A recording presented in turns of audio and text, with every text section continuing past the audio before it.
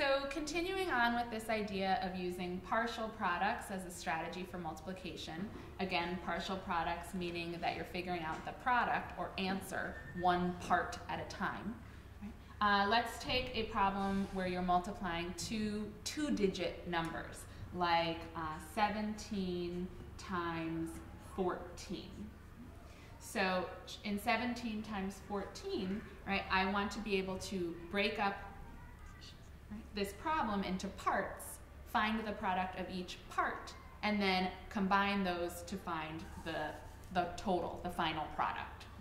So in this case, I have a choice. Right? I could decide that I want to keep the 17 whole and say I want to figure out groups of 17. I could do 10 groups of 17 and then 4 more groups of 17. Right? Or I could decide that I want to keep the 14 whole and break up the 17 and maybe do 10 groups of 14 and then 7 more groups of 14. Right? So I have a choice here. I'm going to choose one factor, these are my two factors, to break apart. That's going to be my first step.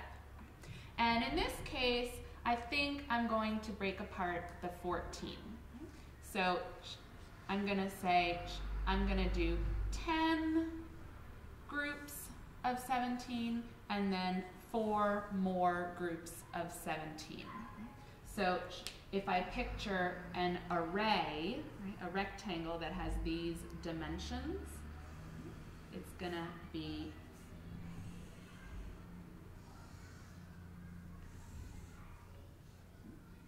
17 by 14, I've decided that I want to keep thinking about groups of 17, right? Here are my groups of 17, right? All these columns are groups of 17.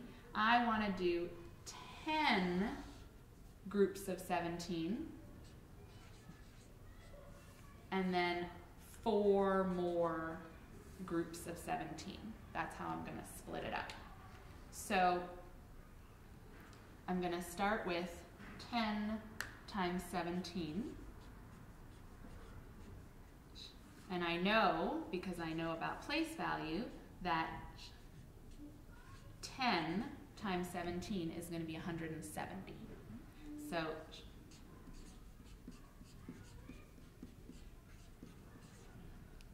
and then I need to figure out what is going to be 4 more groups of 17. That's the other part of my partial product.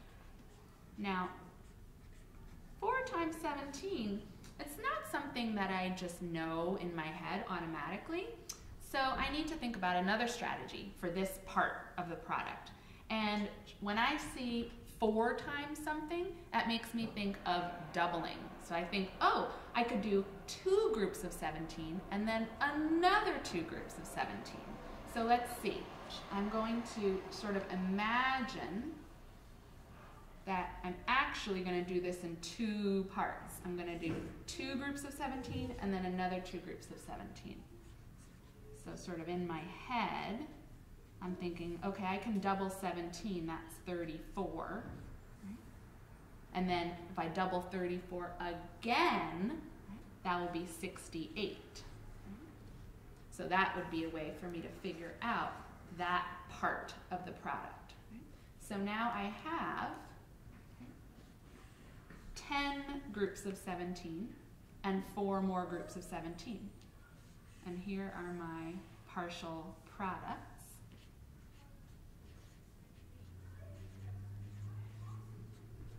That I'm going to combine to get my final answer. So 170 plus 68, let's see, I'm going to split this into 30 and 38. Because I know that 170 plus 30, that makes a nice round number, 200. And then 38 more brings me to 238. So I know that 17 times 14 equals 238.